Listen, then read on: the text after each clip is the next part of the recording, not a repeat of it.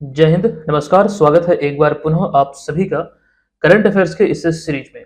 आज की इस वीडियो में 9 अक्टूबर 2024 से संबंधित प्रश्नों को आप देखेंगे, जिसमें बिहार राष्ट्रीय अंतर्राष्ट्रीय तीनों घटनाओं का संग्रह होगा। हम सेशन की शुरुआत करें उससे पहले पिछले वीडियो में जो आपसे प्रश्न पूछा गया था वो देख लेते हैं। देखिए, पिछले वीडियो में हमने प्रश्न आपसे पूछा था कि प्रधानमंत्री नरेंद्र मोदी की अध्यक्षता में केंद्रीय मंत्रिमंडल ने हाल ही में 3 अक्टूबर 2024 को कितने भाषाओं को शास्त्रीय भाषा का दर्जा देने की मंजूरी दी है। तो ये 5 नए भाषाओं को शास्त्रीय भाषा के रूप में दर्जा देने की मंजूरी दी गई। इसके साथ ही भारत में अगर हम शास्त्रीय भाषाओं की बात करें तो बढ़कर इसकी संख्या होगी 11। ये चीजें हमने आपको विस्तृत तौर पर पिछले वीडियो में बतलाया था। ठीक है, तो डेली बेसिस पर वीडियो को फॉलो कीजिए, निश्चित तौर पर आपकी तैयारी बेहतर होगी। अच्छा, बिहार के किसी भी एग्जाम की प्रिपरेशन में आप लगे हैं, ये सीरीज आपके लिए एक प्रकार से वन स्टॉप सॉल्यूशन है। यहाँ से आप अपनी तैयारी को बेहतर बना सकते हैं। इसी दिशा में अभी हमने ई बुक लॉन्च किया है, आप सभी आई होप डाउनलोड कर चुके होंगे और बहुत सारे लोग प्रिंट कर चुके होंगे। अगर हम पीडीएफ की बात करें, जिन लोगों ने भी इसे देखा है, पढ़ा है या फिर प्रिंट किया है, आप लोग एक बार फीडबैक जरूर दीजिएगा। ये पीडीएफ या फिर ये बुक आपको कैसा लगा, जो कंटेंट इसमें दिए गए हैं, जिस प्रकार से चीजें हमने आपको दिया है, वो आपके लिए उपयोगी है या फिर नहीं, क्योंकि हमने इसमें पूरे 9 महीने मेहनत करके इसे तैयार किया है। 9 महीने का हमारा ये जनवरी से सितंबर तक का संग्रह है, जो कि भरपूर मेहनत के बाद तैयार हुआ है। हमने अपना बेस्ट इसमें दिया है, आप भी अपना बेस्ट दीजिए इसे याद रखने में, समझने में, ताकि आप एग्जाम में बेहतर स्कोर कर पाने में सक्षम हो पाए।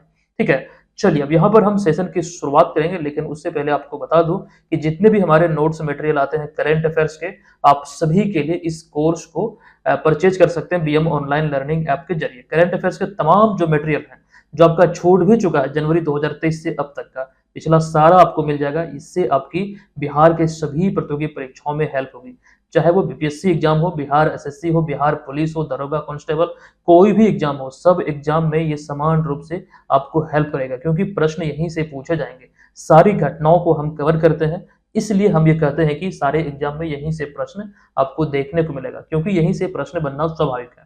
ठीक है, चलिए अब यहाँ पर हम आते हैं आज के इस वीडियो के पहले प्रश्न पे। देखिए, पहला बहुत ही इंपॉर्टेंट प्रश्न है। ये प्रश्न है कि नीति आयोग के मुख्य कार्यकारी अधिकारी कौन है, जिनके द्वारा 8 अक्टूबर 2024 को हाल ही में गया बिहार में आधुनिक बिहार लैब का शुभारंभ किया गया है। देखिए, इसकी घोषणा कुछ समय पहले हुई थी, लेकिन अब 8 अक्टूबर 2024 को इसका उद्घाटन किया गया। अब यहाँ पर हमने प्रश्न में एक हिंट भी दे दिया है। नीति आयोग के जो मुख्य कार्यकारी अधिकारी हैं, यानी कि यहाँ पे बात हो रही है नीति आयोग के सीईओ के। तो अभी नीति आयोग के सीईओ कौन है? तो वीवीआर सुब्रमण्यम। अतः विकल्प नंबर डी यहाँ पर इस प्रश्न का राइट आंसर हो जाएगा।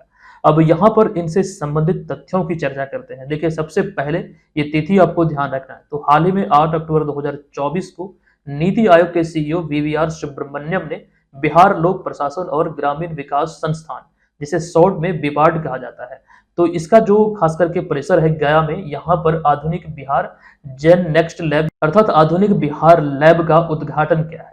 ये बहुत ही इंपॉर्टेंट आपके लिए हो सकता है, खास करके अगर हम आपको एक दो एग्जांपल दें नीति आयोग से संबंधित। नीति आयोग की तो स्थापना 1 जनवरी 2015 को हुई है, लेकिन उसके बाद से आपके बीपीएससी एग्जाम में 3 बार नीति आयोग से संबंधित प्रश्न पूछे जा चुके हैं। तो इस पर बहुत पैनी नजर रहेगी, इसको जरूर ध्यान रखिएगा।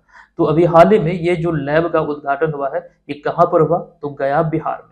अब इनसे जुड़ी हुई कई सारी जानकारी है, जैसे यह बेहतर और सटीक निर्णयों के लिए आर्टिफिशियल इंटेलिजेंस यानी कि एआई और उन्नत विश्लेषणात्मक साधनों से लैस है, और यह प्रशासनिक सुधारों साथ ही साथ नई तकनीक का केंद्र के रूप में कार्य करेगा, जिसकी मदद से सरकारी निर्णय प्रक्रिया आदि सुचारू रूप से संचालित किया जा सकेगा। ठीक है, तो ये चीजें खास करके यहाँ पर इनसे संबंधित जो बेसिक सी जानकारी है वो आपको ध्यान रखना। जैसे कि ये पूछा जा सकता है कि किस विषय पर ये कार्य होगा या फिर क्या क्या चीजें इसमें निहित है। ठीक है, तो ये आपको यहाँ पर ध्यान रखना है। रही बात नीति आयोग के कुछ इंपॉर्टेंट पॉइंट की, जो कि हालांकि है तो आसान। देखिए, आपके बीपीएससी एग्जाम में सबसे पहले नीति आयोग से संबंधित जो प्रश्न पूछा गया था, उसमें यही पूछा गया था कि नीति आयोग में नीति का फुल फॉर्म क्या होता है। तो इसका पूरा जो रूप होता है, ये होता है national institution for transforming India. ये यहाँ पर आप लोग ध्यान रखिए। अच्छा, ये भारत सरकार का एक थिंक टैंक है, जो कि सरकार के विभिन्न कार्यक्रमों और नीतियों के बारे में जानकारी प्रदान करता है, ये ध्यान रखिए। इसकी स्थापना जो हुई थी 1 जनवरी 2015 को योजना आयोग के स्थान पर नरेंद्र मोदी द्वारा किया गया था। वर्तमान में इसके अध्यक्ष नरेंद्र मोदी है। दरअसल योजना आयोग की बात करें यहाँ पर हम तो 1950 में पंडित जवाहरलाल नेहरू के कार्यकाल में ये अस्तित्व में आया था। इसी को समाप्त करते हुए एक नए रूप में नीति आयोग की स्थापना हुई 1 जनवरी 2015 को। अच्छा, आपको बता दूं, आप लोगों को मालूम भी होगा कि जिस प्रकार से योजना आयोग में इसके अध्यक्ष भारत के प्रधानमंत्री हुआ करते थे, उसी अनुरूप नीति आयोग में भी यही कंडीशन है। तो अभी वर्तमान में जो इसके अध्यक्ष हैं वो है नरेंद्र मोदी। तो खास करके नीति आयोग से जुड़ी हुई इतनी जानकारी ध्यान रखेगा, और जो एक्चुअली प्रश्न में हमने बतलाया ये चीजें तो इम्पोर्टेंट है ही। चलिए अब यहाँ पर हम आगे चलते हैं अगले प्रश्न पे। अच्छा, एक बात और, यहाँ पर विकल्प नंबर सी में जो आप देख रहे हैं नीतीश मिश्रा हमने लिखा है, ये वर्तमान में बिहार के उद्योग मंत्री हैं, ये ध्यान रखिएगा। नीतीश कुमार नहीं बल्कि नीतीश मिश्रा है, ठीक है। चलिए दूसरे प्रश्न पे आते हैं। दूसरा प्रश्न है कि हालिया घोषणा के अनुसार किस जिले में कर्मचारी राज्य बीमा निगम अस्पताल का निर्माण किया जाएगा। देखिए, इसकी घोषणा अभी हाल ही में हुई है, और घोषणा के आधार पर इसका जो राइट आंसर है ये है मुजफ्फरपुर, बेगूसराय, भागलपुर। अतः फाइनल आंसर होगा विकल्प नंबर डी, उपयुक्त सभी जिले में। ये इन तीनों जिलों में इसका निर्माण किया जाएगा।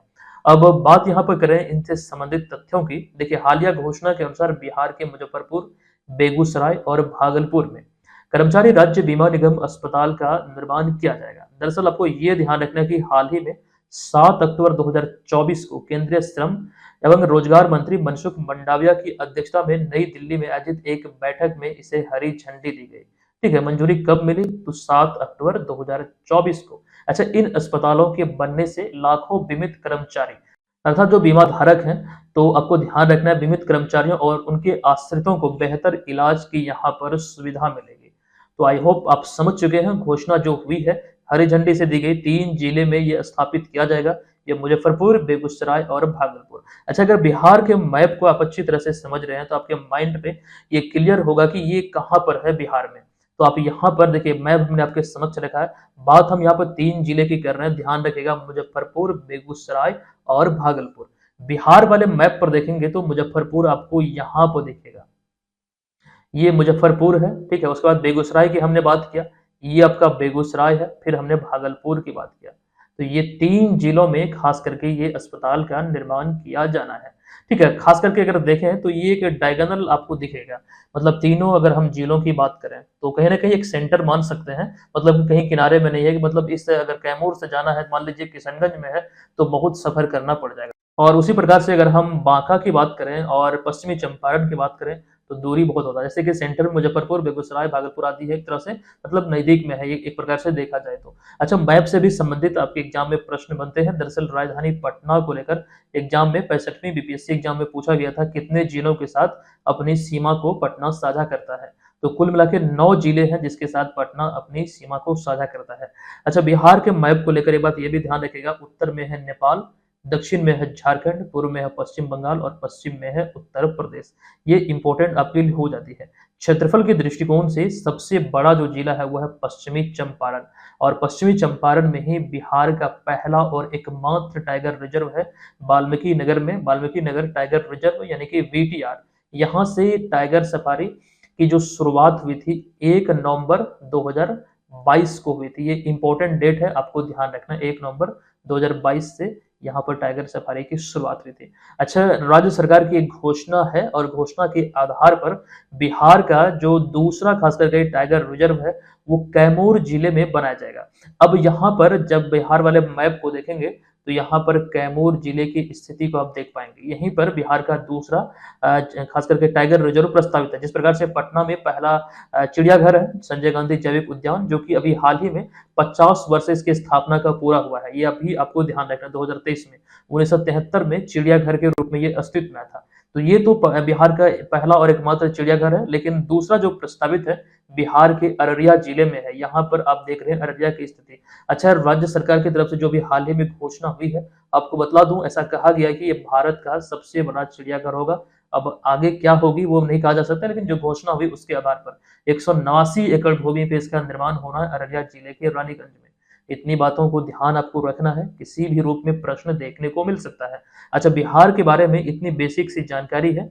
आपको बता दूं, यहाँ पर खास करके इसकी स्थापना हुई 22 मार्च 1912 को बंगाल प्रेसिडेंसी से अलग होकर भारत के 12वें राज्य के रूप में, और जो यहाँ पर दो स्वास्तिक के बीच में बोधि वृक्ष आप देख रहे हैं, ये बिहार के राजकीय चिन्ह को इंगित कर रहा है। अच्छा, एक बात और, यहाँ पर अगर हम बात करें बिहार के राजकीय पक्षी की, जो कि गौरैया है। अच्छा, गौरैया को लेकर ही एक प्रश्न हमने कल आपको बतलाया था। कल हमने ये जानकारी आपको दिया था कि खास करके नवंबर में जो वहाँ पर राजगीर खेल अकेडमी का जो उद्घाटन हुआ, वहाँ पर एशियन महिला हॉकी चैंपियनशिप का आयोजन होना है।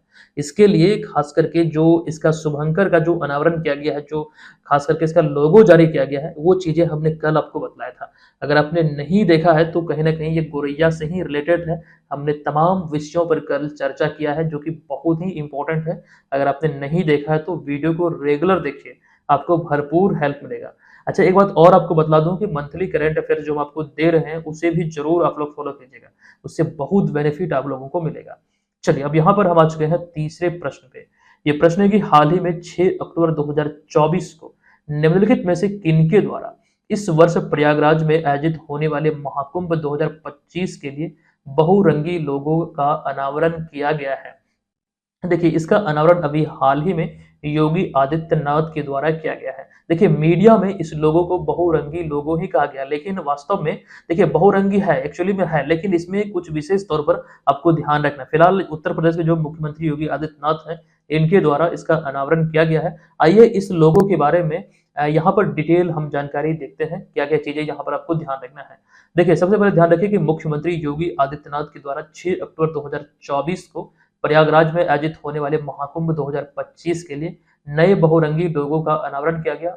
और इस लोगों की हम बात करें तो यह धार्मिक और आर्थिक समृद्धि का प्रतीक है, जो कि आप यहाँ पर देख सकते हैं। एकदम डिटेल में इसको अध्ययन कीजिएगा, इसका अध्ययन कीजिएगा डिटेल में, ताकि अगर यहाँ से प्रश्न बने तो आपको उसका आंसर करना है। एकदम डिटेल में इसको देखेंगे तभी आप इसका आंसर कर पाएंगे, क्योंकि अब देखा गया है कि लोगो वगैरह से भी संबंधित कुछ एग्जाम में प्रश्न बने हैं रिसेंटली।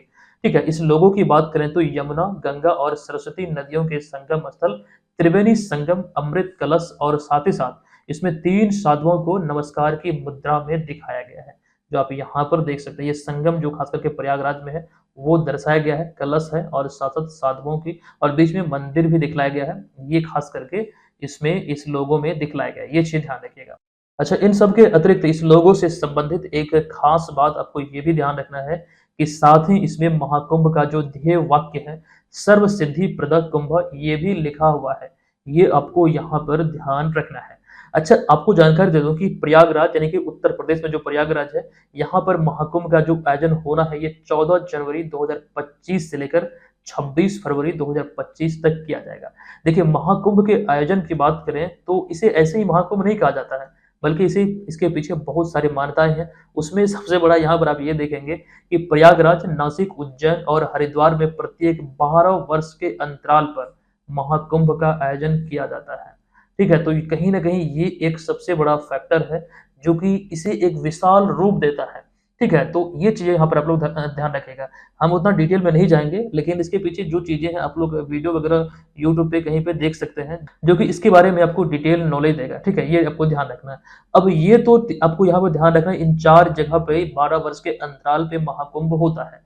लेकिन एक इंपॉर्टेंट जानकारी यहाँ से मैं आपको देने वाला हूँ, चूंकि 2025 में उत्तर प्रदेश में ये होना है आयोजन। अब यहाँ पर इस वाले पॉइंट को भूलिएगा मत। दरअसल दिसंबर 2017 में कुंभ मेले को यूनेस्को की अमृत ने बल्कि अमूर्त सांस्कृतिक विरासत के रूप में घोषित किया गया था।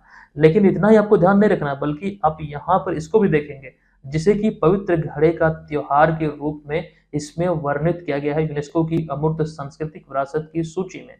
ये चीजें इंपॉर्टेंट हो जाती है। देखिए, यूनेस्को की अमूर्त सांस्कृतिक विरासत की सूची के बारे में हमने पहले भी कई दफा आपको जानकारी दिया है। आप यहाँ पर देख सकते हैं, ये जो कंप्लीट सूची है, इसमें 13 नंबर पर जब आप नजर डालेंगे तो आपको दिखेगा कुंभ मेला 2017 में इस सूची में शामिल हुआ। अब रिसेंटली 2023 में शामिल हुआ गुजरात का गरबा नृत्य। पहला कौन सा है तो 2008 में शामिल किया गया था वैदिक जप की परंपरा को।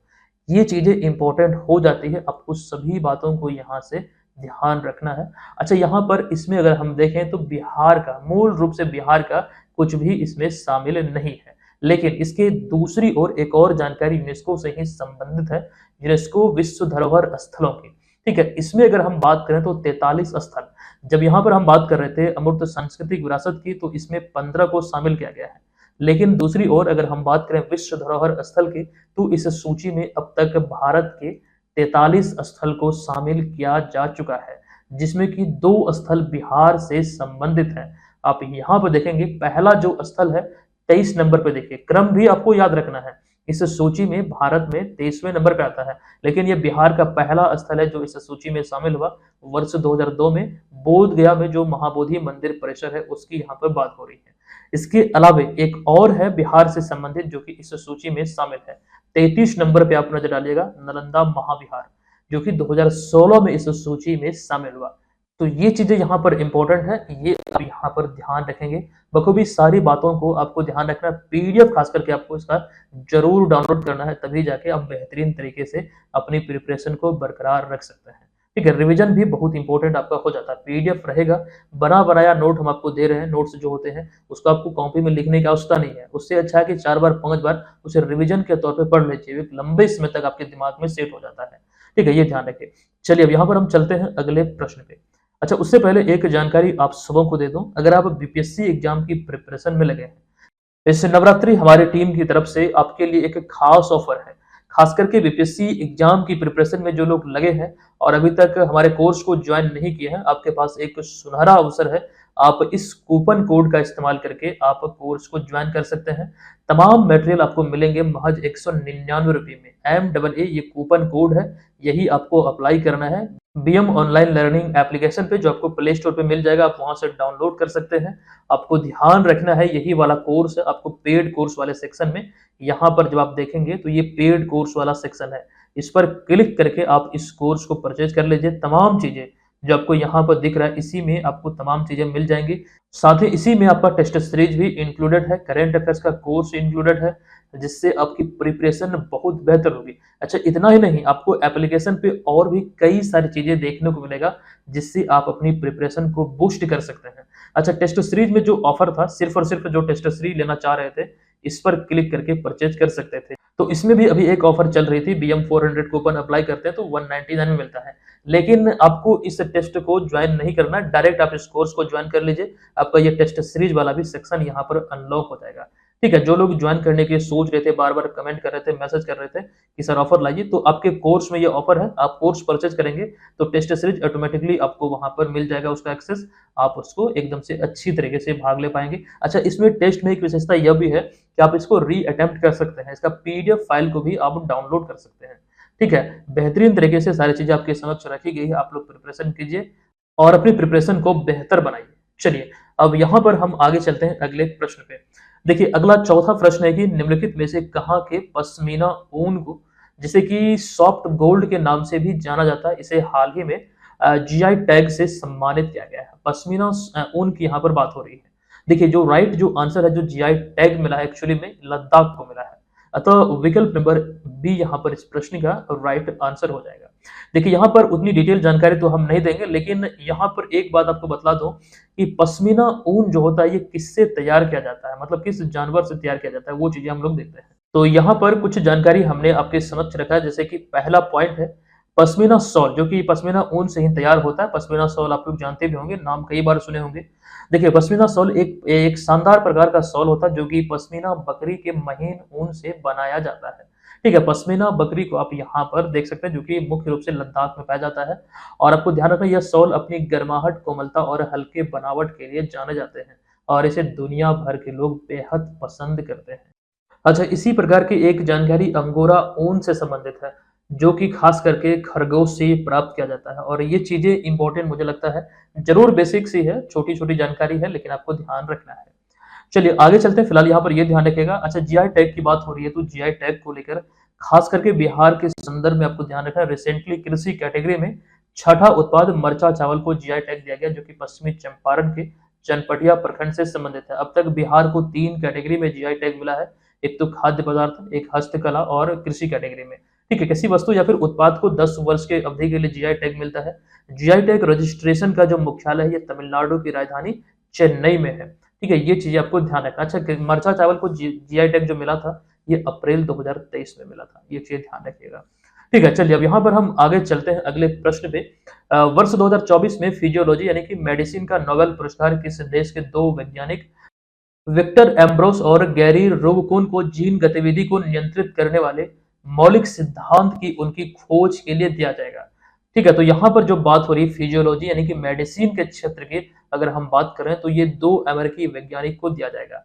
तो यही यहाँ पर पूछा गया था किस देश के 2 वैज्ञानिक को, तो अमेरिकी यानी कि अमेरिका, अतः विकल्प नंबर सी यहाँ पर इस प्रश्न का राइट आंसर होगा। अच्छा, यहाँ पर नोबेल पुरस्कार की बात हो रही है, इस पर हम और भी कई सारे प्रश्न आपको बतलाएंगे। फिलहाल मेडिसिन को लेकर ये जानकारी आपको ध्यान रखना है, मेडिसिन क्षेत्र को लेकर।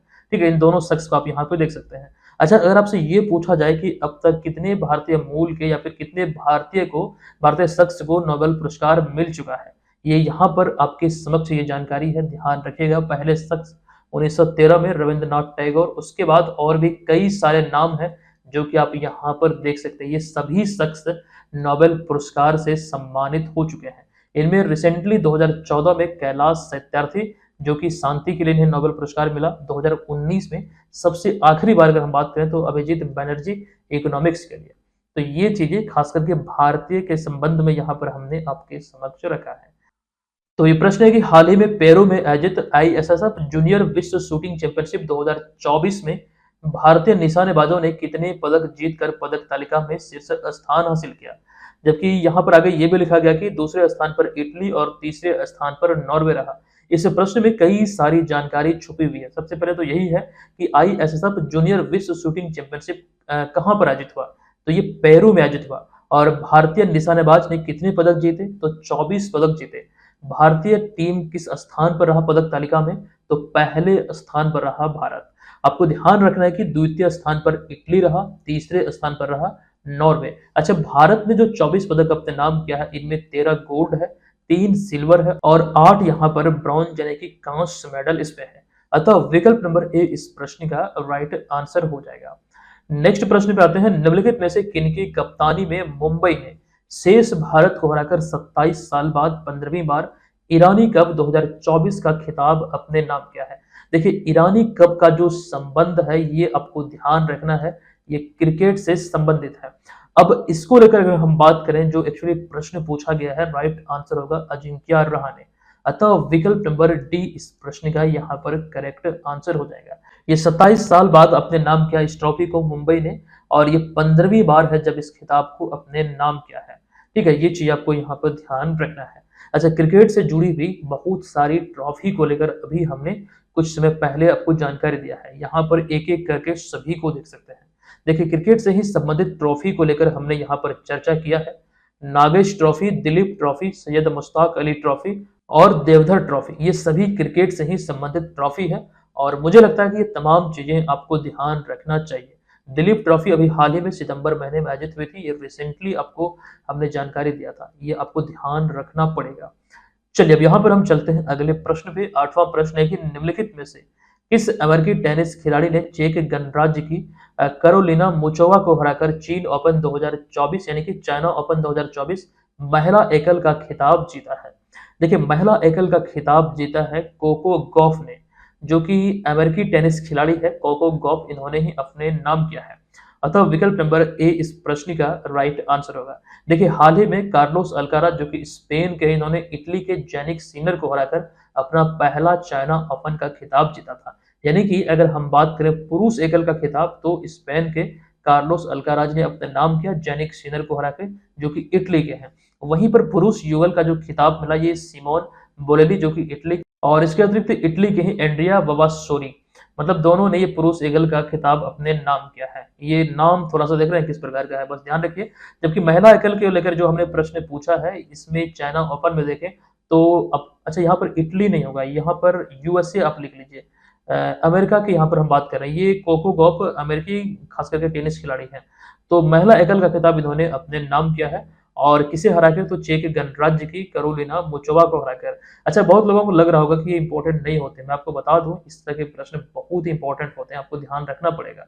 देखिए, इस वर्ष अभी हाल ही में अगर हम बात करें तो 2024 का तीसरा grand slam Wimbledon open 10 level के 1 से लेकर 14 जुलाई 2024 तक लंदन में आयोजित किया गया था। इस प्रतियोगिता में देखें तो मेंस सिंगल्स का खिताब भी कार्लोस अल्काराज ने ही अपने नाम किया था, नोवाक जोकोविच को हराकर, जो कि सर्बिया के हैं, ये ध्यान रखिएगा। वहीं पर विमेन्स सिंगल्स का जो खिताब था बारबोरा क्रेजिकोवा, जो कि चेक गणराज्य की है, इन्होंने जैस्मिन पाओलिनी को हराकर ये खिताब अपने नाम किया, जो कि इटली की है। अब यहाँ पर चलते हैं अगले प्रश्न पे। ये प्रश्न है कि विश्व भंवर प्रसाद श्रेष्ठ की सेवानिवृत्ति के बाद निम्नलिखित में से किन्हें हाल ही में 6 अक्टूबर 2024 को नेपाल का नया मुख्य न्यायाधीश नियुक्त किया गया, यानी कि सुप्रीम कोर्ट ऑफ नेपाल जो है इसके मुख्य न्यायाधीश कौन नियुक्त हुए हैं? तो राइट आंसर आपका यहाँ पे होगा प्रकाश मान सिंह राउत। ये विकल्प नंबर बी करेक्ट है, जिन्हें आप यहाँ पर तस्वीर में देख रहे हैं। ठीक है, इन्होंने मतलब किनका स्थान लिया, यानी कि इससे पहले कौन थे इस पद पर जो सेवानिवृत्त हुए? तो विश्व भंवर प्रसाद श्रेष्ठ, ये भी आप यहाँ से ध्यान रखेंगे। ठीक है। अच्छा, अगर हम बात करें भारत के संदर्भ में तो 50वें वो मौजूदा जो चीफ जस्टिस हैं कृष्णन विनोद चंद्रन तो पटना हाईकोर्ट के चीफ जस्टिस हैं, बल्कि अगर हम सुप्रीम कोर्ट के चीफ जस्टिस की बात करें तो वो है DY चंद्रचूड़, जिन्हें की अगर हम पूरा नाम उनकी बात करें तो धनंजय यशवंत चंद्रचूड़, ये आपको ध्यान रखना पड़ेगा। चलिए, अब यहाँ पर अगला 10वां प्रश्न है कि वैज्ञानिकों ने हाल ही में पृथ्वी की सतह से कितने नीचे एक विशाल भूमिगत महासागर की खोज की है, जिसे वैज्ञानिकों द्वारा पृथ्वी के सभी सतही महासागरों से 3 गुना बड़ा बताया गया है। देखिए यहाँ पर जो इसका जो राइट जो आंसर है, पृथ्वी की सतह से कितना नीचे ये विशाल भूमिगत महासागर की खोज की गई वैज्ञानिकों द्वारा, तो इसका जो राइट आंसर आपको ध्यान रखना ये 700 किलोमीटर, अतः विकल्प नंबर ए इस प्रश्न का राइट आंसर होगा। अब यहाँ पर हम चलते हैं अगले प्रश्न पे। फिलहाल यहाँ पर इतनी ही जानकारी है। अगले प्रश्न पे आते हैं। ये अगला प्रश्न आपके समक्ष यहाँ पर है कि निम्नलिखित में से किनकी अध्यक्षता में 7 से लेकर 9 अक्टूबर 2024 को नई दिल्ली में विश्व स्वास्थ्य संगठन यानी कि WHO की दक्षिण पूर्व एशिया की क्षेत्रीय समिति के 77वें सत्र का आयोजन किया गया। एक तो ये डेट इंपॉर्टेंट है, कब से कब तक लेकर इसका आयोजन हुआ है WHO के द्वारा, और यहाँ पर आपको ध्यान रखना है इसकी अध्यक्षता केंद्रीय स्वास्थ्य मंत्री जगत प्रकाश नड्डा के द्वारा किया गया। विकल्प नंबर ए यहाँ पर इस प्रश्न का राइट आंसर होगा, JP नड्डा के द्वारा इसकी अध्यक्षता किया गया, अतः विकल्प नंबर ए यहाँ पर राइट है। नेक्स्ट प्रश्न पे आते हैं। नेक्स्ट, अच्छा, पिछले वीडियो में WHO को लेकर हमने मंकी पॉक्स से संबंधित आपको जानकारी डिटेल में दिया था, आप लोग वो चीजों को ध्यान रखिएगा। 12वां प्रश्न है कि भारतीय रिजर्व बैंक यानी कि RBI ने 1 अक्टूबर 2024 को निम्नलिखित में से किन्हें कार्यकारी अधिकारी नियुक्त किया है? देखिए, राइट कार्यकारी अधिकारी नहीं बल्कि कार्यकारी निदेशक की यहाँ पर बात हो रही है, तो राइट जो आंसर यह है अविरल जैन, अतः विकल्प नंबर सी यहाँ पर इसका राइट आंसर हो जाएगा। तो दोस्तों, आज के इस वीडियो में अपेक्षाकृत हमने थोड़ा कम एक्सप्लेनेशन दिया, कुछ और चीजों पर हम आपके लिए कार्य कर रहे हैं, वो चीजें हम 1 से 2 दिन में आपको प्रोवाइड करेंगे। इस वजह से यहाँ पर कुछ चीजों में एक्सप्लेनेशन जो जरूरी था, मतलब वो चीजें तो हमने आपको ऑलरेडी दे दिया, कुछ जो एक्स्ट्रा फैक्ट हम आपको बतलाते हैं उनमें कुछ आज हमने कटौती किया। ठीक है, कोई बात नहीं, हम इस चीज को भरपाई कर देंगे, आपका टेंशन मत लीजिए। अब यहाँ पर हम चलते हैं आज के इस वीडियो के प्रश्न की ओर, लेकिन उससे पहले ये ध्यान रखेंगे जो लोग कोर्स अभी तक ज्वाइन नहीं किए हुए हैं तो आप लोग BM ऑनलाइन लर्निंग एप्लीकेशन को डाउनलोड करके आपको ध्यान रखना है कूपन कोड जो इस समय आपको अप्लाई करना है MAA, ये कूपन कोड अप्लाई करेंगे तो हमारा जो BPSC वाला कोर्स है, ये तो BM 400 टेस्ट सीरीज में कूपन था, BPSC वाले कोर्स को लेंगे तो तमाम चीजें वहां पर 199 में ही मिल जाएगा। ये वाला जो PDF रिसेंटली लॉन्च हुआ ये भी आपको मिल जाएगा। चलिए, अब यहाँ पर देखिए, आज की इस वीडियो का प्रश्न है कि राजगीर बिहार की मेजबानी में 11 से 20 नवंबर 2024 तक पहली बार आयोजित होने वाली महिला एशियाई चैंपियंस ट्रॉफी 2024 का शुभंकर यानी कि इसका मस्कट क्या नाम रखा गया है? अभी स्टार्टिंग में हमने इसलिए भी आपको नहीं बताया था क्योंकि कल ही हमने ये चीज आपको बतलाया है और हम यहाँ पर एक प्रश्न के रूप में पूछ रहे हैं ताकि आपको उसका आंसर करना है। ठीक है, आप लोग कमेंट बॉक्स में जाइए, हमें बताइए इसका राइट आंसर क्या होगा। हम आपसे मिलते हैं नेक्स्ट वीडियो में। अच्छा, आप लोग ध्यान रखिएगा, जितना डिटेल में लिख सकते हैं डिटेल में अवश्य लिखिएगा। हम मिलते हैं आपसे नेक्स्ट वीडियो में, तब तक के लिए धन्यवाद। जय हिंद।